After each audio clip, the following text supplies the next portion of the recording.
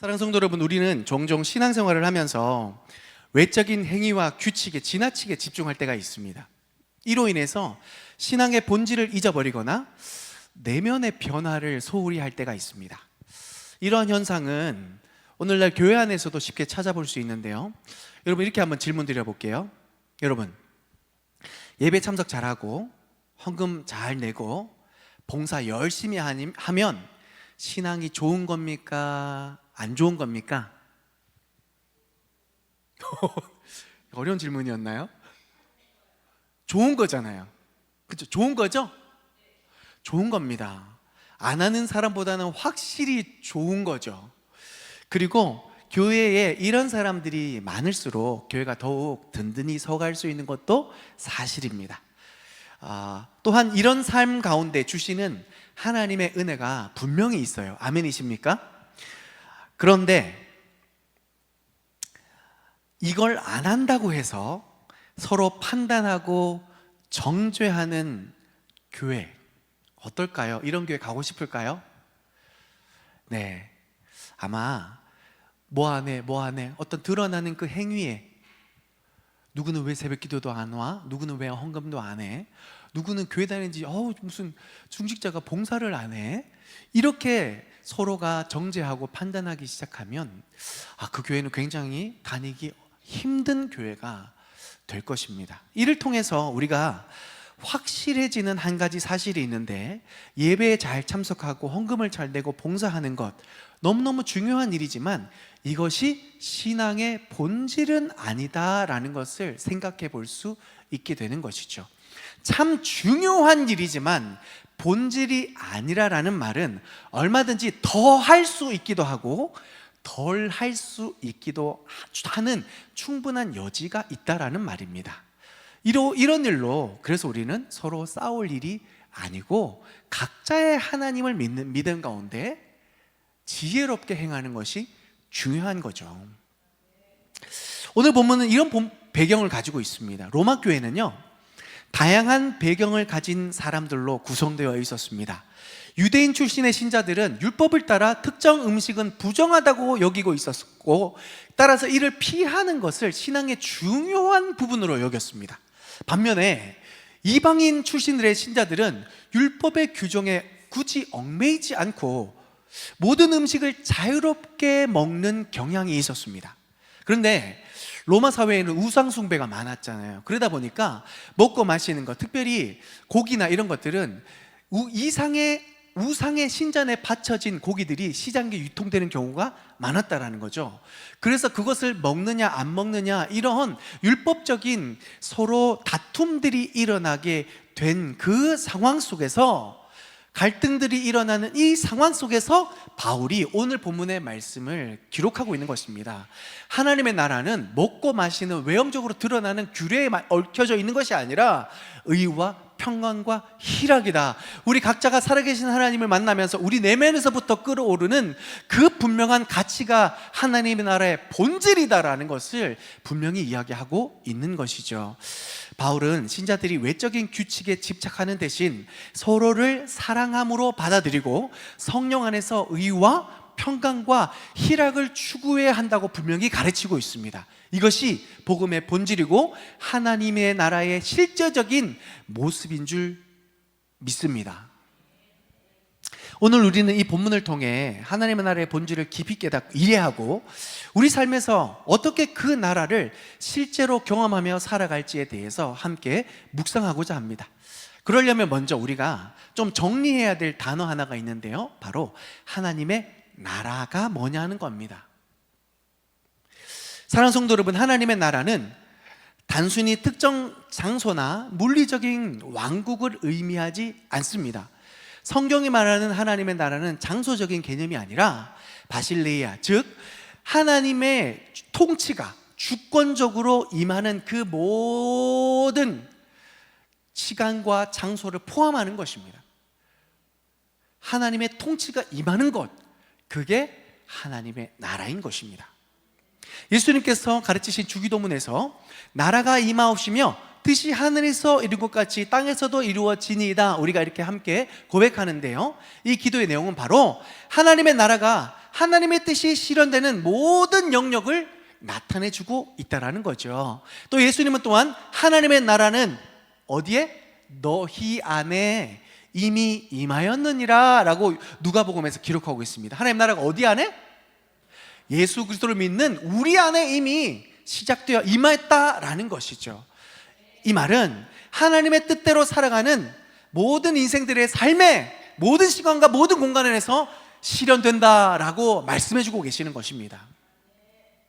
이런 하나님의 통치가 임할 때 우리는 다음과 같은 은혜와 축복을 경험하게 되는데요, 그것을 내가 지금도 누리고 있는지 함께 점검해 보셨으면 좋겠습니다. 첫 번째로 구원과 진정한 자유를 누리게 됩니다. 현대사회는 성공과 성취를 향한 끊임없는 압박이 우리 영혼을 짓누르고 있습니다. 학생들은 학업 성적에 대한 부담과 경쟁에서 자유로워지지 못하고 직장인들은 승진과 업무 성과에 대한 압박에 시달리고 있습니다. 이런 끝없는 경쟁 속에서 우리는 자주 좌절감을 느끼며 진정한 자유를 누리지 못한 채 고통받고 있는데요, 골로새서 1장 13절 14절은 이렇게 말씀하십니다. 그가 우리를 흑암의 권세에서 건져내사 그의 사랑의 아들의 나라로 옮기셨으니 그의 아들 안에서 우리가 구속 곧 죄사함을 얻었느니라. 하나님의 통치가 임할 때에 우리는 죄와 억압에서 구원받아서 진정한 자유를 누리며 이 모든 고통에서부터 진정으로 자유케 하시는 하나님의 은혜를 누리게 될 줄 믿습니다. 둘째로 평강과 안정을 누리게 됩니다. 요즘 많은 이들이 불안정한 경제 상황 속에서 마음의 평강을 잃어버린 채 살아가고 있습니다. 건강도 마찬가지죠. 그렇죠? 요즘 건강기도 제목이 되게 더 간절해지지 않습니까? 아멘 안 하시는 분이 은혜인 줄 믿습니다. 안 아픈 거죠. 근데 아멘 하시는 분은 지금 아프신 거예요. 그만큼 요즘에 내일 내가 건강하겠다, 이게 사실은 보장받지 못하는 좀 재난과 질병이 좀 창궐한 시대를 우리가 살아가고 있는 것 같은데, 중요한 거, 그런 불안함들 속에서 경제적인 것도 그렇지만 그나마 믿을 게 몸뚱아리인데 몸도 믿을 만한 상황이 안 되는 이 불안한 상황 속에서 하루하루 우리는 힘겹게 살아가는데요, 그런데 우리가 다윗이 시편 23편에서 뭐라고 기록합니까? 여호와는 나의 목자시니 내게 부족함이 없으리로다. 그가 나를 풀밭에 누이시며 쉴만한 물가로 인도하시는도다. 양은요 잘 눕지 못한답니다. 겁이 많아가지고. 아시죠? 양은요 파다닥 소리만 더 불떡이면서 막 어쩔줄 이렇게 하는 게 양의 속성인데, 양이 푸른 풀밭에 누웠다라는 것은 그만큼 그가 평안하다라는 겁니다. 기가 막힌 경제 상황, 불안한 건강의 문제, 재난의 문제, 참 기가 막히지만 주님이 우리를 다스려 주시니 우리는 평강과 안정을 누리며 오늘을 살아갈 수 있게 되는 줄 믿습니다. 셋째로요, 치유와 회복의 역사를 경험하게 됩니다. 하나님의 나라가 임할 때, 하나님 우리를 다스려 주실 때 그런 치유와 회복이 일어나게 됩니다. 우리 주변에는 관계의 단절과 상처로 인해서 고통받는 사람들이 많습니다. 이혼, 가족 간의 갈등, 요즘은 남자 여자 젠더 갈등, 막 정치 갈등, 요즘 뉴스 보기 좀 지치시지 않습니까? 제발 그만 좀 해라 싶은 나라 안팎으로. 그쵸? 여러분 지치셔서 뉴스 잘 안 보시죠? 진짜 좀 그만 좀 해라 싶을 정도로 갈등과 상처들이 깊이 자리 잡는 오늘 요즘인데요, 그래서 사람들이 육체의 질병도 질병이지만 그 근본적인 원인이 사실은 스트레스 가운데 있죠. 상처와 또 낙심, 절망들. 일이 힘든 게 아니라 관계가 힘들어서 오늘 내가 어떻게 살아가야 될까 고민하는 분들이 참 많은데요, 하나님의 통치가 임할 때 시편 147편 3절에 이렇게 기록합니다. 상심한 자들을 주께서 고치시며 그들의 상처를 싸매시는도다. 할렐루야. 하나님께서 우리의 상처를 싸매주시고 고통스러운 우리의 현실을 고쳐주시는 줄 믿습니다. 하나님의 나라가 임할 때, 하나님의 통치가 임할 때에 이와 같은 일들이 일어나죠. 또 네 번째, 마지막입니다. 따라하겠습니다. 이때 좀 졸릴 때가 됐어요. 풍성한 공급으로 함께 하십니다. 빌립보서 4장 19절에 나의 하나님이 그리스도 예수 안에서 영광 가운데 그 풍성한 대로 너희 모든 쓸 것을 채우시리라. 풍성한 대로 모든 쓸 것이래요. 요것만 줄 거야. 이게 아니라 모든 쓸 것을 채워준대요. 코로나 이후로 경제에 지각 변동이 일어났어요. 평생 직장도 없어지기 시작했어요. 요즘 AI가요 진짜 직장을 자꾸 막 위태위태하게 만들고 있어요. 그쵸?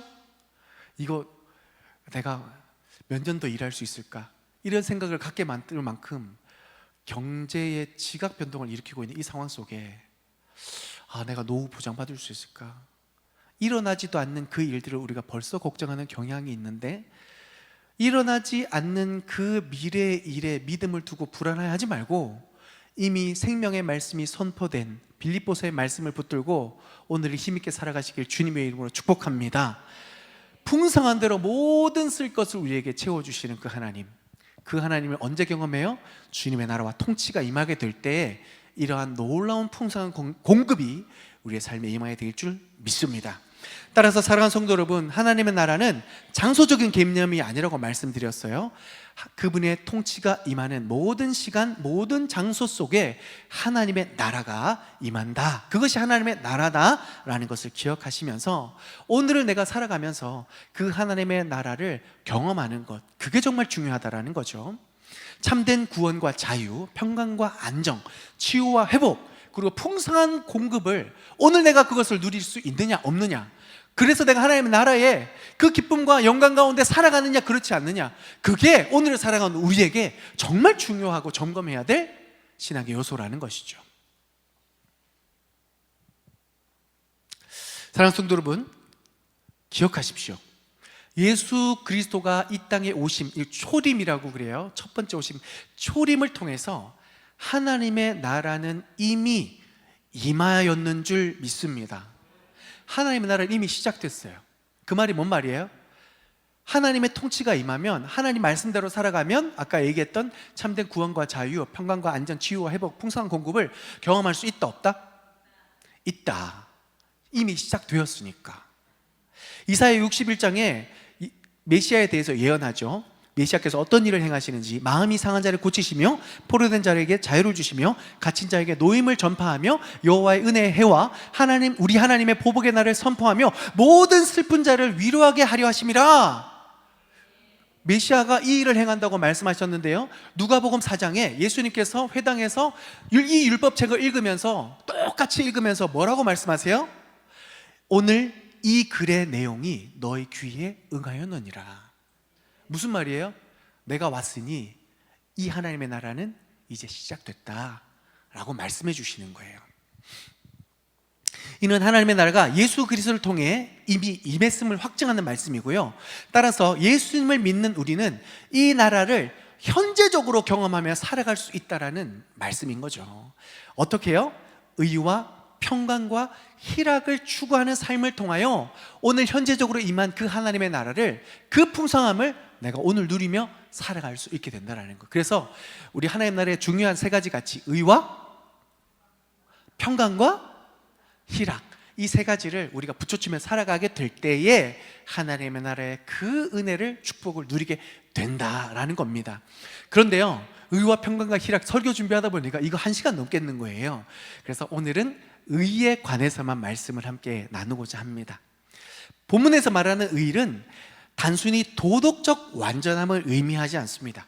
성경에서 말하는 의는 우리의 노력이나 자격으로 얻을 수 있는 것이 아니라 예수 그리스도를 믿음으로 주어지는 하나님의 선물인 줄 믿습니다. 정말 아멘이십니까? 그래서 우리가 의롭게 되는 유일한 길은 예수 그리스도의 십자가를 의지하고 그의 말씀의 가르침을 따르며 살아가기로 결심하게 될 때에 하나님이 그 인생을 불쌍히 여겨주셔서 의롭다 여겨주시는 것이죠. 이런 의를 깨닫고 경험한 바울은 빌립보 3장에서 이렇게 기록합니다. 자신의 모든 업적과 자랑할 만한 모든 것들을 뭘로 여길까요? 히브리인 중에 히브리인이요, 베냐민 중에 베냐민 지파요. 학문으로서는 엘리트 코스를 밟았고 소위 엄친아라고 여겨지며 성공 가도를 달리고 있었던, 자랑할 만한 것이, 이 땅에서 자랑할 만한 것이 그렇게 많았음에도 불구하고 사도 바울은 그 모든 것을 정답을 말해버렸네요. 뭘로 여겨요? 배설물로 여겨요. 똥으로 여겼다라는 거죠. 쓸모없는 거. 그리고 무엇을 가장 소중하게 여겨요? 그리스도를 아는 지식이 가장 고상하기 때문에 이것을 알아버린 순간, 이 예수님을 알고 경험하는 은혜를 경험한 순간, 내가 그동안 자랑해왔던 모든 것이 야, 이거 정말 별거 아니구나 라는 것으로 확실히 인정하고 고백했다라는 겁니다. 여러분, 이런 고백이 우리에게도 오늘도 고백되어지고 계십니까? 이게 정말 중요한 거예요. 따라서 의로운 삶이란 예수 그리스도의 말씀과 가르침을 따르며 그 주님을 중심에 두고 살아가는 삶이라는 거죠. 그래서 이런 삶을 살아가는 사람들에게 하나님께서 가이드를 주십니다. 이런 말씀을 주세요. 누구든지 나를 따라오려거든 자기를 부인하고 자기 십자가를 지고 나를 따를 것이니라 라고 말씀하세요. 내가 붙들고 있는 모든 것이 헛되고 배설물이니까 그럼 이제 뭐 붙들어야 돼요? 나를 구원하신 예수 그리스도를 붙들고 그분이 말씀하시는 바를 붙들어야죠. 그게 의로운 삶이라는 겁니다. 예수님은 하나님 나라를 비유하시면서 오늘 우리가 찬양했잖아요. 천국은 마치 밭에 감추인 보화, 땅속에 묻힌 아무도 모르는 보석. 발견한 사람은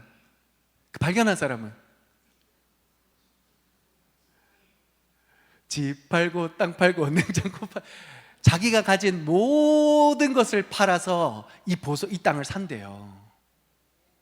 이게 중요한 거예요. 자기가 가진 것 중에 일부를 팔아 사는 게 아니고 가진 모든 것을 팔아서 산대요. 이게 뭔 말이에요? 내 걸 다 투자해도 남는 장사라는 거죠. 그리고 이렇게 할 수밖에 없는 중요한 가치를, 보물을 발견하면서 확신한 거예요. 예수 믿는 사람은 이와 같은 삶을 결단한 겁니다. 예수님을 만나면서 구원받으면서 이전의 삶은 아무것도 이제 더 이상 중요하지 않다. 내가 이제부터 예수님 따라 살아가는 삶이 내 삶의 가장 큰 가치고 소망이다라는 것을 고백하는 사람, 그것이 밭에 감추인 보화를 발견한 예수님을 만난 구원받은 성도라는 거죠.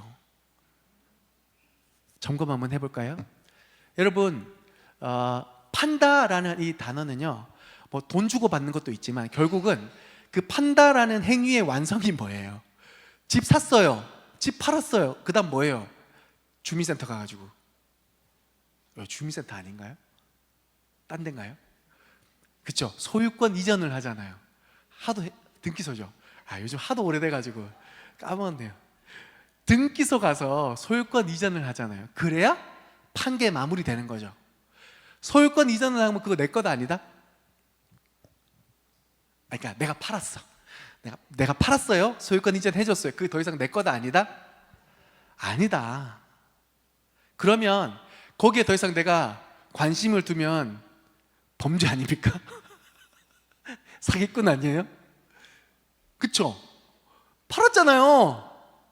그러면 거기에 관심 꺼야 돼요.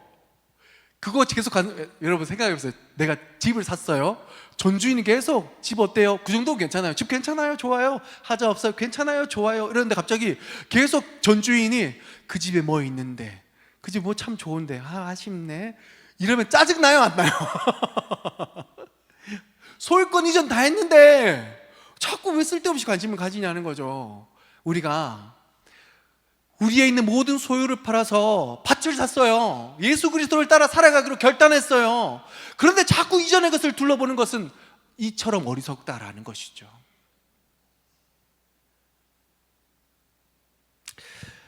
여러 가지 삶의 결단이 있어야 되겠지만 오늘 의로운 삶에 관해서 조금 함께 한 가지 조금 우리가 점검하면서 예로 들고 싶은 것은, 여러분이 오해하지 말고 잘 한번 들어보세요. 요즘 우리가 너무 물질 만능의 시대를 살아가면서 이 얘기를 꼭 한번 나누고 싶었어요. 옛날에 부흥 강사님들이 항상 회개하라 천국이 가까이오느라 하면서 그 뒤에 항상 따라오는 말이 있어요. 네 지갑이 회개하지 않으면 진정으로 회개한 것이 아니다. 그래서 항상 지갑을 열어 하나님 앞에 영광 돌리라고 막, 그래서 헌금 많이 하라고. 그죠? 회개 안 하셨죠 다들? 근데 여러분, 이거 중요해요. 잘 들어보세요. 헌금 많이 하라는 얘기가 아니라 내가 지금 쓰고 있는 이 지갑이 누구를 위해, 무엇을 위해 사용되느냐, 이거 정말 중요한 거예요. 요즘요, 모든 사람들이 내가 번 거 내 행복을 위해서 다 씁니다. 더 벌려고 약자들을 괴롭히고 갈취하면서 더 가지려고 해요. 이게 시대적인 풍조예요. 그런데요, 이스라엘이 왜 바벨론 포로의 역사를 경험하게 됐나? 중요한 게 한 가지가 있어요. 뭐냐면 가난하고 어려운 자들을 돌보지 않아서 오히려 그들을 더 괴롭혀서 부자들이 더 부자 되려고 악을 행하는 그 땅을 더 이상 하나님이 참지 못해서 쓸어버리셨던 거예요. 그렇다면 요즘 그런 분위기가 흐르는 이 시대 속에 정말 하나님을 믿는 우리는 어떻게 물질을 사용해야 되냐, 이게 진짜 중요한 거 아닙니까? 이게 예수님의 가르침을 쫓아 우리가 오늘 어떻게 의롭게 살아가야 되느냐에 대한 중요한 지침 아니겠습니까? 그럼 내 지갑을 회개하라는 건 헌금 많이 하라는 얘기가 아니라 내 지갑을 열었을 때에 내 지갑이 어디를 위해서 사용되고 있느냐를 점검해 봐야 된다라는 것이죠. 여러분, 교회에 11조를 드리는 거 첫 번째는요, 나에게 있는 이 물질관을 훈련받기 위해서예요. 우리가 이 11조 훈련이 되지 않으면 절대로 이 물질로부터 자유로울 수가 없어요. 저는 철저히 지금 여러분의 신앙을 위해서 말씀드리고 있는 거예요. 예를 들면 이런 겁니다. 여러분, 11조 드리는 거 쉬우세요? 저도 어려워요. 근데 왜 이것을 계속 지키는 줄 아세요? 하나님께서 11조, 어려운 가운데 11조를 드렸는데 하나님께서 책임져 주신다라는 것을 분명히 경험하면 그 이후부터는 물질에 쌓이지 않아요. 얽매이지 않는다고요. 그런데 이거 드리면 나 세금 못 내는데, 이거 드리면 자녀 학원비 못 내는데, 전전긍긍 하다가 우리는 끊임없이 이 물질의 시험만 오면 민감해지고 포기하고 믿음의 지경을 떠나버립니다. 그래서 여러분, 다른 게 아니에요. 11조는 딴 게 아니에요. 여러분, 11조 많이 드리면 내 곳간이 차고 넘친다, 이거 정말 11조의 중요한 정신은요, 이 물질이 하나님께로부터 왔고 하나님께서 우리 인생을 책임주신다는 거예요. 그 믿음의 고백이 11조의 고백이에요. 그리고요, 11조를 왜 드리는 줄 아세요? 그 11조를 통하여 가난하고 어려움 당한 자를 교회가 돕는 거예요. 그래서 11조를 하라는 거예요. 왜요? 결국 하나님의 나라의 정신이에요. 나 혼자 잘 먹고 잘 살고 더 먹기 위해서 사람들을 괴롭히는 그 나라를 하나님이 멸하셨는데, 가난한 자를 살피기 위해서 자기 것을 나누고 초대교회와 같이 그러한 교회를 하나님께서 세우신다라는 거죠. 그래서 레위기에서 하나님께서 계속 말씀하세요. 너희가 너희 땅에 곡식을 거둘 때에 밭 모퉁이까지 다 거두지 말며 떨어진 이삭도 줍지 말고 그것을 가난한 자와 나그네를 위하여 남겨두라 라고 말씀하세요. 제가 부부 목장 모임 하다가 한 집사님이 자기가 인도에 있을 때 얘기를 하시는 거예요. 너무 웃겨가지고, 인도 사람들이 집에 있는 그 가정부가요, 집 중앙에 있는 쌀주머니를 야금야금 한 움큼씩 가져간다라는 거예요. 안 들키게. 요만큼, 저만큼. 쌀만 그런 게 아니고 어디에 무슨 진짜 막 1,000원 중에 한 50원, 100원 티도 안 나게 야금야금 먹는다는 거예요. 그러니까 그걸 보면서 막 웃으면서, 야, 지극히 성경적이라고. 가난한 자를 위해서 좀 모른 채 해주시지 그랬어요. 그랬더니 그랬다고 하시더라고요.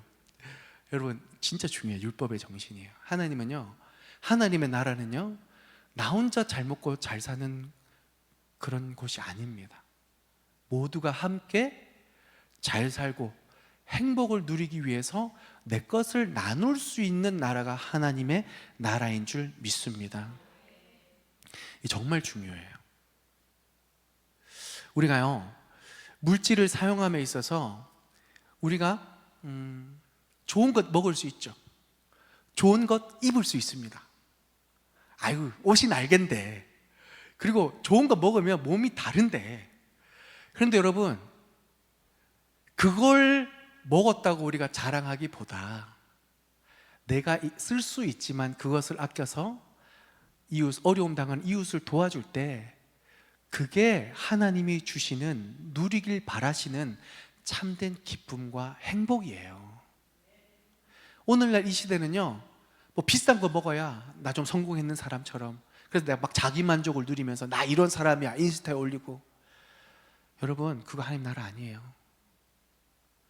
좋은 차 타고 좋은 옷 입고 뭐 할 수 있지만 우리는요, 우리에게 있는 모든 것들을 하나님의 말씀을 이루기 위해서 사용해야 되는데, 가능하다면 검소한 삶을 살아가면서, 여러분 왜 이런 말씀을 드리는지 여러분 너무 잘 아시죠? 버는 거는 정해져 있잖아요. 한 달에 수 있는 돈이 무한정이면 우리 이런 고민할 필요 없잖아요. 한 달에 쓸 수 있는 돈이 한정돼 있단 말이에요.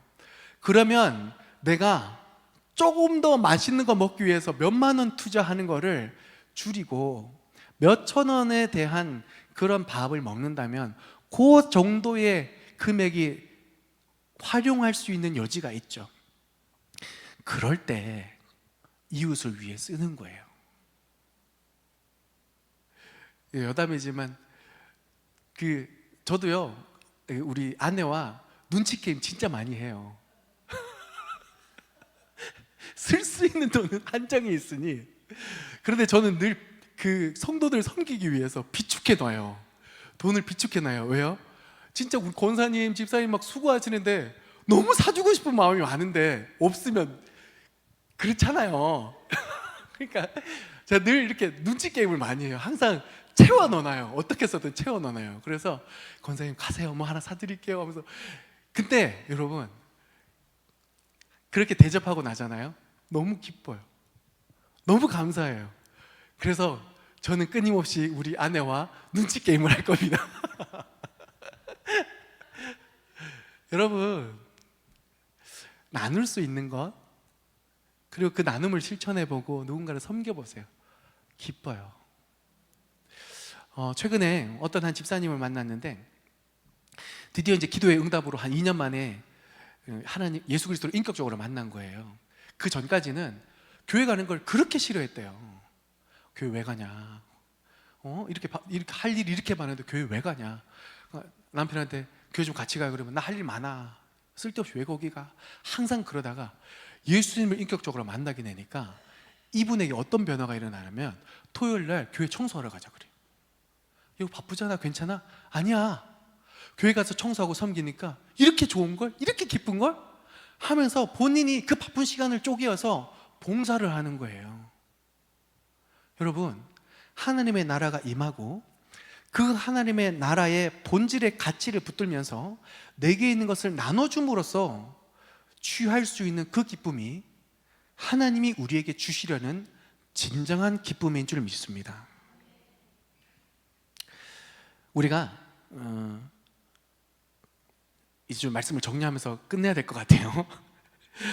여러분, 신명기 28장에 하나님 말씀대로 살아가면 주시는 축복이 가득 기록되어 있고, 하나님의 말씀대로 살아가지 않으면 또 저주 내역이 가득 기록되어 있는데, 쉽게 말해서 하나님의 말씀대로 살아가면 풍요로워지고 하나님의 말씀대로 살아가지 않으면 거지가 된다는 얘기예요.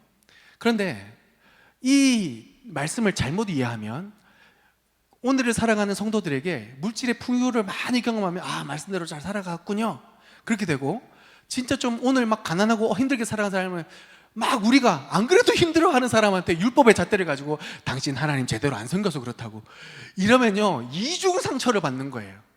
아니죠.